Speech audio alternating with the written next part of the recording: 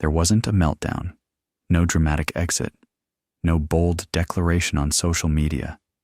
Just a quiet morning where I looked at my calendar, my inbox, my life, and whispered, I don't want this anymore.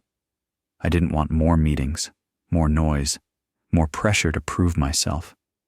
I just wanted less chaos, less performance, less pretending. And in that moment, something shifted, not because I had the answers, but because I finally had the courage to ask a different question. What if wanting less is the beginning of wanting better? There comes a moment, not loud, not dramatic, when you realize the life you're building isn't the one you actually want. A quiet moment, a subtle ache, when the calendar looks full, but your heart feels hollow. And for me, that moment came on a Tuesday morning, somewhere between my third meeting and an unanswered message from a friend I hadn't called in months. I remember looking at my screen, then down at my hands, and feeling a strange kind of grief, not for something I lost, but for something I never gave myself permission to want. Less chaos, less noise, less proving, less running toward a version of success that always felt just out of reach. And I didn't say anything out loud. I didn't even change anything that day. But deep inside, something shifted, a silent question rising through the blur. What if I stopped apologizing for wanting less? And at first, I didn't know what to do with that question, because I had spent years learning how to want more opportunity, more titles, more followers, more visibility, more impact, and it worked in a way. My career grew, my inbox exploded, my voice got louder, but my peace got quieter. And what I didn't realize until that day is that I had built a life that looked good on paper, but didn't feel good in my body. And maybe that's not failure. Maybe it's just the natural result of living by someone else's definition of enough. And for years, I was praised for how much I could juggle, how fast I could move, how available I could be. And I wore those compliments like armor, not realizing they were weighing me down, not lifting me up. And slowly, quietly, I began to wonder what success would look like if it didn't require constant exhaustion to maintain. It took me years to realize that busyness had become my disguise, a way to stay distracted from the emptiness I didn't want to admit I felt. Because as long as I was overwhelmed, I didn't have to ask why I was doing any of it. As long as I was busy, I could avoid the quieter truths, the creeping doubt, the disconnection from my own values, the sense that I was chasing things I no longer believed in. And when people praised my work ethic, I clung to it like a lifeline, not knowing it was tying me to a life that didn't fit anymore. And the worst part wasn't the fatigue. It was the guilt of even wanting something different, as if peace was laziness, as if rest was weakness. And all around me I saw people moving at the same breakneck pace, worn out, numbed out, checked out, but celebrated for being high performers. And I wondered, what are we really performing for? And at what cost? And what are we too afraid to say out loud, so we keep pretending we're fine? We keep optimizing and scheduling and grinding and reaching, even when we're spiritually starved, emotionally brittle, deeply unsatisfied. And I didn't know how to stop, because stopping meant confronting the truth that maybe I had built this life not for myself, but for the version of me I thought the world would approve of. And that truth was too heavy to face all at once. So instead, I started small. I deleted one meeting that didn't need to exist. I turned off notifications for an hour. I went for a walk without listening to a podcast. And in those tiny cracks in the routine, I began to feel something unfamiliar. Space. Space to think. Space to breathe. Space to listen to the questions I had been silencing for years. The first time I didn't respond immediately to a message, I felt a strange kind of panic, not because it was urgent, but because I had trained myself to believe that being instantly available was proof of my value. And when I didn't reply, I didn't feel powerful. I felt exposed, like I was breaking a rule that no one wrote down but everyone lived by, and that moment stuck with me, because nothing bad happened. No one called me out. The world didn't fall apart. But something inside me cracked open, just a little. And for the first time in years, I felt the possibility that maybe I wasn't the problem. Maybe the expectations I had absorbed weren't sacred. Maybe being on all the time wasn't the standard. I had just mistaken it for love, for safety, for belonging, and as that realization settled in, I began to notice all the ways I had been apologizing without words, apologizing for needing time, for saying no, for wanting fewer meetings, fewer tasks, fewer layers between me and my actual self. And suddenly I could see it everywhere. The hustle that covered insecurity, the small talk that drowned out longing, the endless striving that disguised emptiness. And once I saw it, I couldn't unsee it. And I didn't want to play along anymore. Not because I was angry, but because I was tired of negotiating with my own peace just to be seen as responsible. And so I didn't answer. Not right away, not all the time, not by default. And with each pause, I remembered who I was before I became so performative, before productivity became identity, and what I found in that stillness wasn't laziness, wasn't flakiness, wasn't apathy. It was presence, sharp and soft and full of truth, and it asked nothing of me but honesty. At first, slowing down didn't feel peaceful. It felt disorienting, like I had stepped off a moving treadmill and the ground was still spinning beneath me. And I kept waiting for something to pull me back, to snap me into urgency.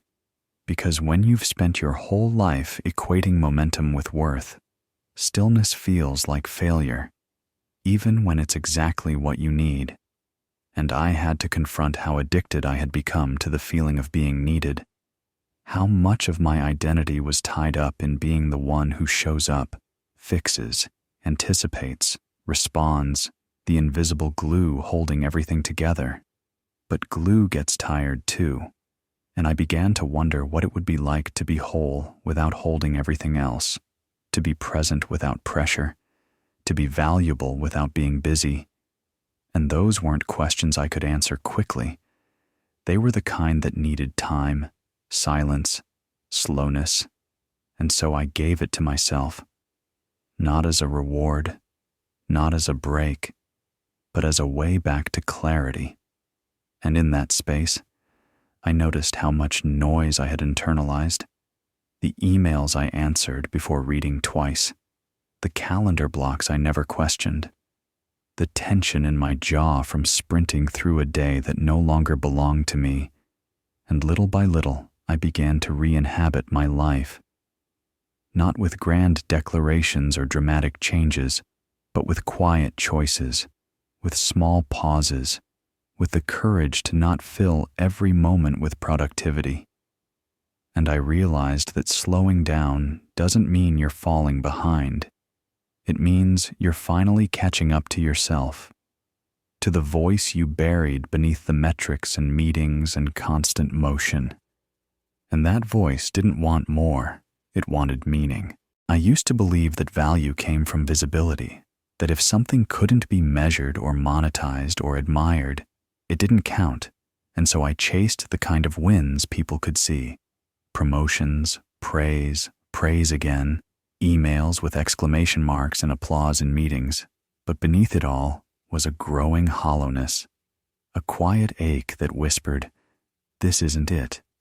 And it took me a long time to listen, because it's hard to question the rewards of a system that's benefiting from your exhaustion. But I began to notice that the most fulfilling parts of my day were also the quietest, the deep work done alone, the thoughtful conversation with no agenda, the journal scribble I'd never share, The breath I took before answering a question, not to sound impressive, but to be honest. And somewhere along the way, those became the things I lived for. Not the spotlight, but the slow light. Not the approval, but the alignment. And I began to redefine value for myself, not as how much I did, but how closely my work reflected what I cared about. And that shift didn't make my job easier. It made it real. And in that realness, I found energy I thought I'd lost. Not the frantic energy of hustle, but the sustainable energy of truth. And the more I followed that truth, the more I realized I didn't need more attention. I needed more integrity. I didn't need more followers. I needed more space. I didn't need to be louder. I needed to be clearer. And when that clicked, something softened in me, like I no longer had to fight to be enough, because I had finally stopped measuring my worth with someone else's ruler. Once I realized what peace actually felt like, gentle, unperformative, quiet, I had to protect it, because the world doesn't applaud stillness. It interrupts it. It fills it with pings and meetings and well-meaning urgency disguised as collaboration, and the hardest part wasn't finding calm. It was keeping it intact when everything around me asked for noise. And so I started making small boundaries that didn't look like rebellion, but felt like liberation. Blocking time for deep work, not replying to messages right away. Stepping outside even when the to-do list wasn't done. And I expected pushback, expected people to notice, to question, to disapprove. But no one really did, because most people are too busy managing their own overwhelm to question yours. And what surprised me most was that as I reclaimed small pockets of quiet, I became more present when I actually did engage, more grounded in meetings, more intentional in feedback, more clear in decisions, because I was no longer reacting from depletion. I was responding from alignment, and that changed everything. Not because I did more, but because I showed up with less chaos inside me. And still, there were moments I doubted. Moments the old guilt crept in, whispering you're falling behind, you're being selfish, you're not doing enough. But now I had a practice for those voices. I paused, breathed, reminded myself that I wasn't choosing laziness. I was choosing sustainability. And that's the kind of success I want now. The kind I don't have to recover from. The kind that doesn't empty me out just to prove I deserve to exist in the room. The more I untangled myself from the expectations I had inherited, the more I began to wonder what success could look like if I wrote the definition myself. Not the version wrapped in titles or timelines, not the version that needed external proof, but the version that felt like home in my body. And it was strange at first to let go of goals that had once lit me up, goals I had worked toward for years. But when I looked closely, they didn't belong to me anymore.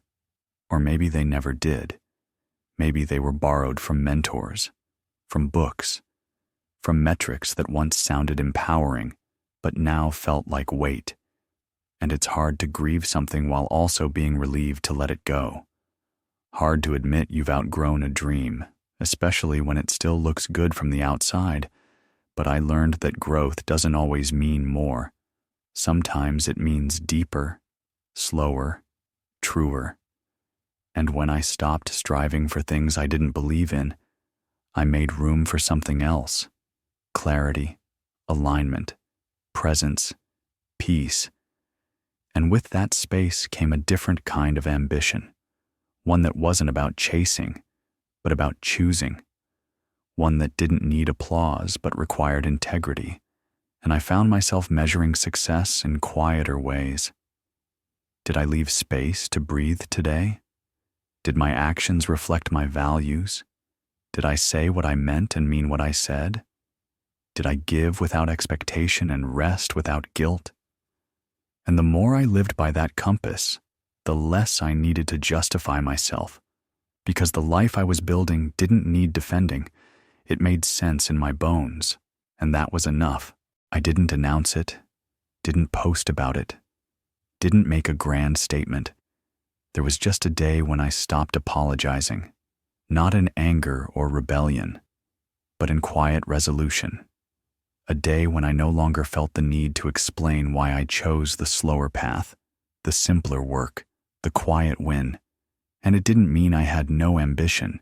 It meant I finally understood what I was ambitious for. Not noise, but meaning. Not status, but sovereignty. Not more things to do, but more truth in what I do. And I didn't need to prove I was worthy anymore, because I finally believed it when life felt slower, lighter, more intentional, and people still asked about my plans, my 5-year goals, my next big move, and I answered softly, but firmly. I want less, but I want it deeply, and it's strange how freeing it is to want less in a world that wants everything from you. Strange how powerful it feels to simply breathe, to listen, to be selective with your yes and unapologetic with your no, and I'm not perfect at it. I still forget, still slip into old patterns, still feel the pull to justify, to explain. But now I have a different rhythm, a different compass, and most days, that's enough. Because the moment I stopped apologizing for wanting less was the moment I began to truly live. And the life I'm building now is one I don't have to recover from. One that doesn't require burnout as proof of effort or busyness as a badge of honor. It's not louder or faster, it's quieter, but it's mine.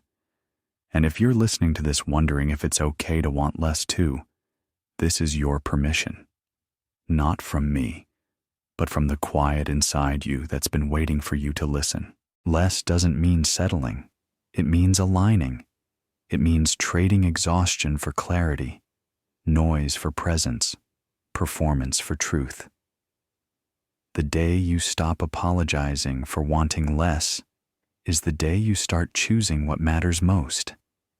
And that's not the end of the journey. That's the beginning.